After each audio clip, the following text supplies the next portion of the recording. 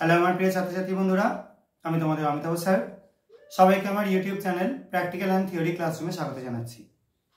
আজকে তোমাদের জন্য যে টেস্টটা নিয়ে এসেছি, দেখো একটা লাল বর্ণের তরল রয়েছে। এটাকে আমি একটা কনিক্যাল ফ্লাস্কের মধ্যে ঢেলে নিচ্ছি। তো ঢেলে নেওয়া যাক। প্রথমে দেখো লাল বর্ণের একটা তরল, সবাই দেখতে পাচ্ছ। এবার এটাকে একটু ডাইলিউট করে নিচ্ছি ডিস্টিল ওয়াটার দিয়ে। একটু হালকা লাল হয়ে গেল। এবার এর মধ্যে একটা বিশেষ টাইপের তরল, জাদু তরল যোগ করে দিই। দেখো কি পরিবর্তন ঘটে।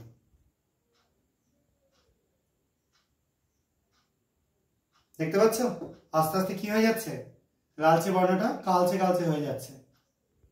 দেখো এবার একটু বেশি পরিমাণে যোগ করছি।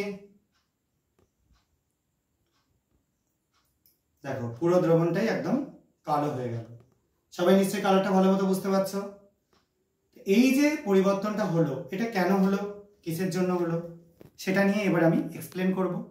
তার আগে একটা জিনিস দেখাই। একটা ছোট টেস্ট টিউবের মধ্যে এই দ্রবণটা আমি কিছুটা নিয়ে একটু এই সাদা বর্ণের তরলটা নিয়ে, বর্ণহীন তরলটা নিয়ে যোগ করে একটু উত্তপ্ত করব।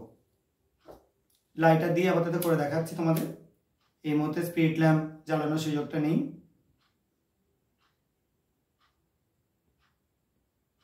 এবং এই যে হিটটা করা হচ্ছে, আপাতত আমি কনস্ট্যান্ট হিটিং করছি। কোনোদিন তোমরা এটা করবে না, তোমরা বারবার ঘুরিয়ে ঘুরিয়ে হিট করবে, যাতে কোনো কারণে লিকুইডটা বাইরে চান্স ছিটকে তোমাদের হাতে না চলে আসে।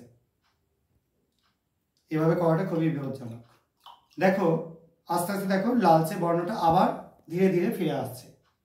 এটা যদি অনেকক্ষণ ধরে করা হয়, তাহলে আবার আমরা এই লালচে বর্ণটাকে পুরোপুরি যেরকম ছিল সেরকমই ফিরিয়ে আনতে পারবো। তবে সেটা করতে অনেকক্ষণ সময় লাগবে। তোমাদের জাস্ট নিশ্চয়ই বুঝতে পারছো কিছুটা লালের পরিবর্তন ঘটেছে। এই দ্রবণটার বর্ণ আর এই দ্রবণটার বর্ণ অনেক পার্থক্য আছে, তোমরা দেখেই বুঝতে পারছো। তো এবার হচ্ছে এই যে বিক্রিয়াগুলো করলাম আমরা, কি হলো আলটিমেটলি। আমি এখানে নিয়েছিলাম কোবাল্ট নাইট্রেট, CONO3 এই কোবাল্ট নাইট্রেট সলিউশনটা নিয়ে তার মধ্যে আমি এর মধ্যে নিয়েছিলাম সোডিয়াম সালফাইডের সলিউশন Na2S যোগ করলাম। যোগ করাতে COS কোবাল্ট সালফাইডের প্রেসিপিটেট করলো, কালো বর্ণের প্রেসিপিটেট।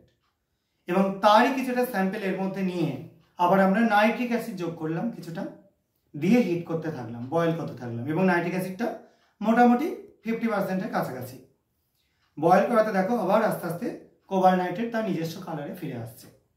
এটা যদি অনেকক্ষণ ধরে করা হয়, তাহলে কিন্তু অবশ্যই ঠিক আগেরটায় যেরকম দ্রবণ ছিল সেরকম দ্রবণে ফিরে আসবে।